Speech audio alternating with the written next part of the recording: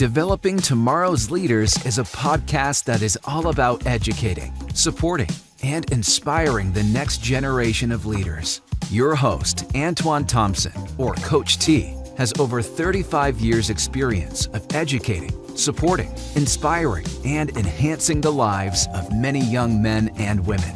Join Coach T and his village of inspiration. Welcome to Developing Tomorrow's Leaders. I am your host, Antoine Thompson, or Coach T. As you can probably tell, I don't have my upbeat intro as I normally do, and there is a very good reason that I don't, and it is a sad reason. I've been coaching the game of basketball for since 1985, and coaching kids as young as 5 and as old as 25. And I enjoy every minute of it, interacting with kids, teaching them so many different things. And I understand the true spirit of youth sports, and that is watching kids compete, helping them through the tough times, the losses, celebrating the victories with them. And that's something that you want the parents to do. Help them through those losses, celebrate those victories. But over the years, we've seen a significant increase in disciplinary issues and parental behavior at youth sporting events. And I've always had this fear that we were headed to a point where it was going to reach that ultimate level that I pray would never happen. Unfortunately, it has happened. On February 1st, a 60-year-old Vermont man died after a brawl broke out at, brace yourselves, a middle school basketball game. Somebody's grandfather lost his life when all he thought he was doing was going to watch his grandson and granddaughter compete in a middle school basketball game. Little did he know that on his way home from that game, he'd have to stop to call 911 because he was feeling ill and didn't feel as though he could make it home. And they take him to the hospital where he was pronounced dead.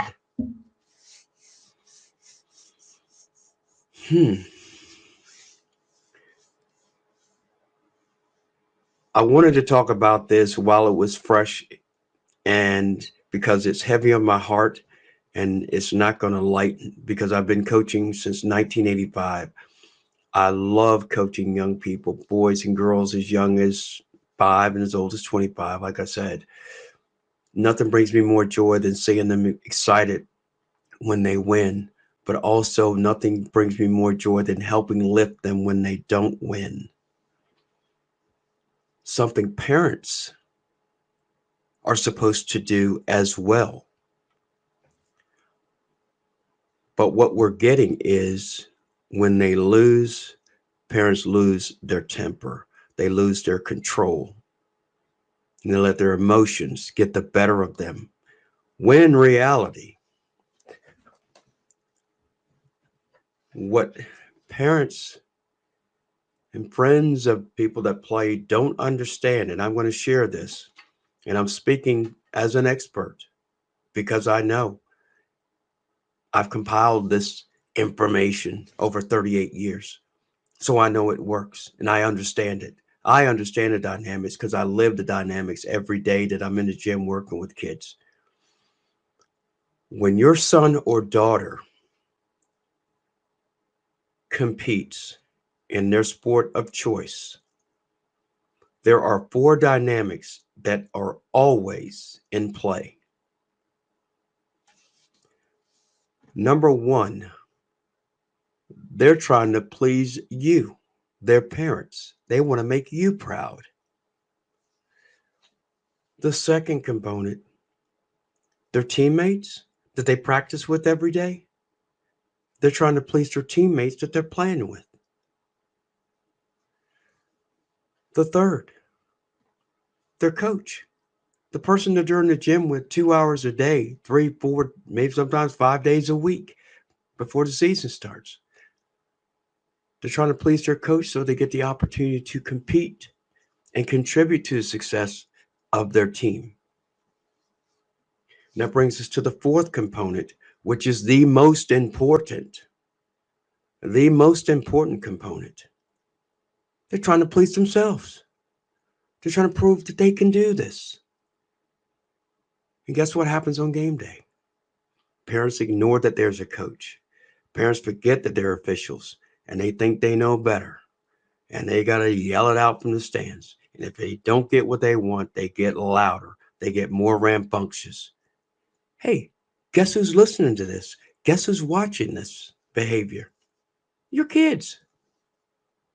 So you want what's best for your kids, but you're not setting the example that they're supposed to see. Trying to please you, trying to please their teammates, trying to please their coach, and trying to please themselves. Remember that. And what they really want and what they really need when they leave that field, when they leave that court, do you know what they want? I'm proud of you. I really enjoyed watching you compete. Hey, tough loss, but you guys played hard. You'll get them next time. Comforting, right? That's not what they hear. You know what they get? Why didn't you do this? You should have. Well, guess what? I tried to please you. I tried to please my coach, tried to please my teammates, tried to please myself. Can't please everybody. Sit back and just tell your kids you enjoyed watching them compete and you're proud of them, regardless of how the game or sport ends, win or loss. Because as a coach, part of our training and part of our job as a coach is to lift kids up when they don't win because it's a teaching and learning moment just as much as winning. More so when you lose than when you win because you're not going to always win. That's the message. But what do you do when you lose? You learn from what you didn't do well and you get better at it. So next time you won't make the same mistakes. Kids don't hear that enough. But this Vermont situation is something that uh, going to sit with me for a long time.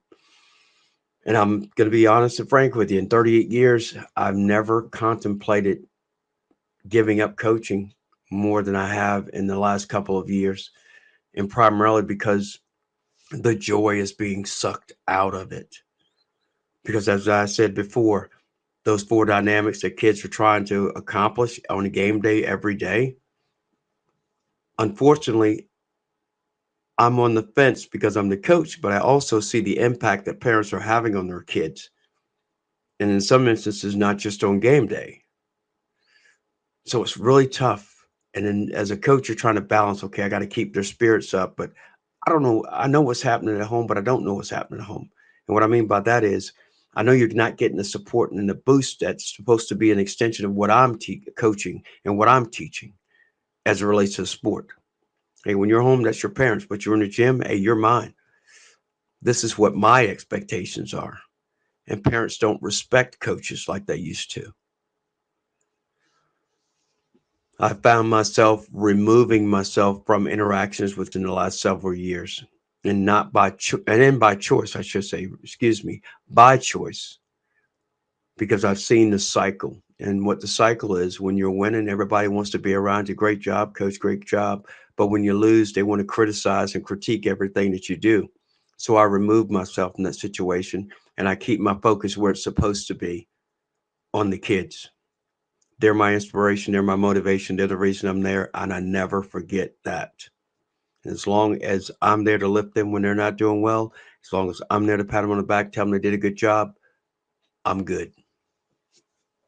I'm good. But my message for you parents out there, relish the opportunity to lift your kids up and support them when they're playing youth sports. It's a part of growing up. You're making it like it's a job. But the other part that's most important, you're setting an example for how they are going to behave because they're learning from your actions, from your words, from your opinions that you share, which leads to the other part that's really important. If you don't like what your son or daughter's coach, how he coaches or she coaches, keep that to yourselves because what you're doing is you're hurting the relationship between a coach and a player. A coach and a player may have a great relationship, a great rapport, but the more negative you are about that coach, your son's going to start or daughter's going to start having a different opinion about that coach. And then during the season, they're going to question that coach's judgment, which ultimately is going to create unrest within the team. If it's a team sport, it's going to create some dynamic issues. And I've seen those. Personally, me, I don't tolerate it. I eliminate the issues. I eliminate the issues because it is team before self. And I will never allow one player to disrupt that. And nor will I allow a parent to disrupt that. At the beginning of this season, I did something I've never, ever, ever done. And it goes directly to what this topic is about. I had a preseason meeting with parents. I have that every year. Typically, it's like, hey, just want to make sure the kids are all at all the practices, at all the games. If they're not, just let me know. Other than that, we'll have a great time. That wasn't my message, and that was not even my tone. I shared the four dynamics, which I shared earlier, that when they're competing about trying to please you, me, teammates themselves. I said, the reason I point that out is I encourage cheering from the stands, but I ask that you not coach from the stands because of those four dynamics. Because I don't want to be that coach say, hey, I don't want you to coach from the stands. I want parents to understand and learn. So I want to make them understand what's happening with the players and myself. And I do that so that I cross all of my T's and dot all of my I's, and I have an understanding of where we are in youth sports and parent involvement and parental involvement when it comes to youth sports. I want to minimize the involvement and increase the engagement within the games, supporting the kids. Parents and youth sports used to be a great combination back in the day. When I say back in the day, when I was coaching in high school, my parents used to come and watch me coach, not play, used to watch me coach. And I still have videos, and I'm aged myself, VHS tapes. And I watch them. I don't have to see my mom. I could hear her every game, every home game. Defense, defense, encouraging the boys. She knows nothing about basketball. Son's been coaching for 38. She still doesn't, 38 years. She still knows nothing about sport, but she's there to support her son and her son's team. My father used to sit there, very quiet man, loved sports, used to coach football, played sports in high school, but he knows how to be a spectator. Take the coach out and be the spectator supporting your son. I appreciate that more now. I appreciated it more as an adult than I did as a kid when I was playing Pop Warner football. Because the fact that I'm able to recall that, that's how special it was. If I remember those great times like that in my 20s, what do you think your kids are going to remember when they get my age? Yeah, well, I was playing middle school, high school, man. My mom and dad were out there swinging away, man. Oh, they used to cuss the referee out all the time. They didn't like it. They used to tell me how bad my coach was. And yeah, I didn't believe him at first, but the more they talked about it, I started believing that.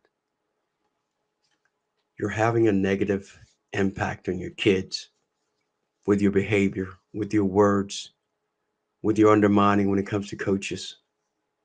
I mentioned officials. I want to give them their due too. Officials make 15, 20, maybe $30 and game, a game to be verbally abused by parents. A lot of places are like, hey, you know what? Those days are over. I think it's Michigan. Since 2020, they've lost over 4,000 youth officials because they're fed up with parents' behavior. To say, you know what, it's not worth $30 a game to be cursed at, to be belittled. Nobody wants to be treated that way. Treat people the way you want to be treated. Respect people. Respect that people taking time out of their schedule. Some people are leaving their 9 to 5 to make it in time to coach an hour middle school game. And you're going to curse them because they made a bad call. And it could be they've been just got out of training. It might have been their first game, their first year of real games. They've been doing Y League games, kind of work their way up. I respect that. I respect that. You can ask any official that's ever done a game of mine. I never yell at officials. I literally talk to them like I'm talking right now. I will walk over to them. Hey, Mr. Ref, can I get a 30-second timeout? Can I get a minute timeout? Even if I'm upset, I'm not upset with them. I'm upset with my team. So I'll wait till they get to the bench to go off on them. But that official, he's taking time out of his schedule. And by the way, some of these officials drive an hour to a game one way to make 30, 40 bucks. It was high school, a game. That money's half that money's going in their gas tank. And they're being cursed and belittled. Come on, you guys. We got to do better than this. We got to do better. And I'm saying this, your kids may be older, it makes no difference. But I'm also making you aware the next time you go to a youth sporting event, listen and watch. Listen and watch. As many of you know, I founded and run a nonprofit youth basketball coaching and mentoring organization. And I do one-on-one training, group sessions, and so forth. And one of the things that kids truly enjoy every basketball season is seeing me come watch them play. Because I love to see the one-on-one work that we're doing pay off in game situations, in game settings, if you will. And the kids are like, "Hey, coach, when are you gonna come watch me play? Come watch me play." And I used to love it. I used to actually videotape and I say on the road with Coach T. Today I'm at this game watching so and so. I stopped doing that. I stopped doing it. Two reasons. One, the atmosphere, not very welcoming. The tone, the mood, so negative. I want to go and enjoy watching these kids play. And I'm honest with them when I stop doing, I say, it's just not what it was. And I have to be true and honest. So these are just things that uh, I, I don't know. I wish I could just snap my fingers and go, hey, we're back to the 80s or 90s, and people really appreciate watching kids play. And it's just a joy to be around it and watch kids laugh, joke, and have a good time. But we're not there. Parents, sit back, enjoy your kids playing. Just appreciate them and the effort that they're putting forth. Appreciate the coaches, the people that are volunteering their time, the officials making next to nothing so that your kids can compete, not to be attacked verbally or physically. It's not necessary. I should have called this the soapbox episode. I think that's what I'm calling it. Parents and Youth Sports Soapbox episode. That's going to be the name of this episode because I'm just rambling, but I got to get all this out. It's about time. A 60-year-old man dies because he was going to watch his grandkids play and a brawl breaks out and he dies. You've got to be kidding me. So, as I sign off here, I want to try to leave on a positive note. For those of you that don't know, I started a second podcast with fellow youth leadership and empowerment coach, Keith Senzer. We have a podcast called Teen Speak, Empowering Today's Youth, where we actually interview teenagers from around the country and where they share their challenges and the strategies they use to overcome those challenges to motivate and inspire their peers, but also to even bolster their confidence as even when they leave this podcast, they get an opportunity to go, hey, I shared something great that's going to help somebody else. And what Keith and I do is a joy, is absolute joy. And to have the kids signing up to be guests on there just means what's really exciting is that these kids are really looking forward to this platform to share their voice. As one young lady said, that we are taking the time to listen to kids that are so unappreciated and underestimated. Underestimated was the word she used. And I don't underestimate young people. I hold them in high regard, and that's why we have this platform for them. So if you have a son or daughter that is in middle school or high school and or college, we welcome them to sign up to be a guest on Teen Speak. You can go to shiftyourpower.com, which is Keith's website, and there's a link there to sign up, or you can go to Coach T's Corner, and there's a link in the side menu bar to sign up to be a guest on Teen Speak. We'd love to have you. And we want to spread the word, and we want young people to speak up more. And I definitely know that this is going to be a topic of interest at some point for some of those guests. And I know I may bring it up if we have people that are athletes, student athletes, to get their take on this as well. But this is a conversation that has to continue because we've got to improve. We've got to get parents back to enjoying watching their kids play and stop trying to be part of the sport. That's not for them. Their time is up. Their time is up. It's called youth sports, not parent sports. I'm Coach T, and as always, I'm here to educate, support, and inspire the next generation of leaders.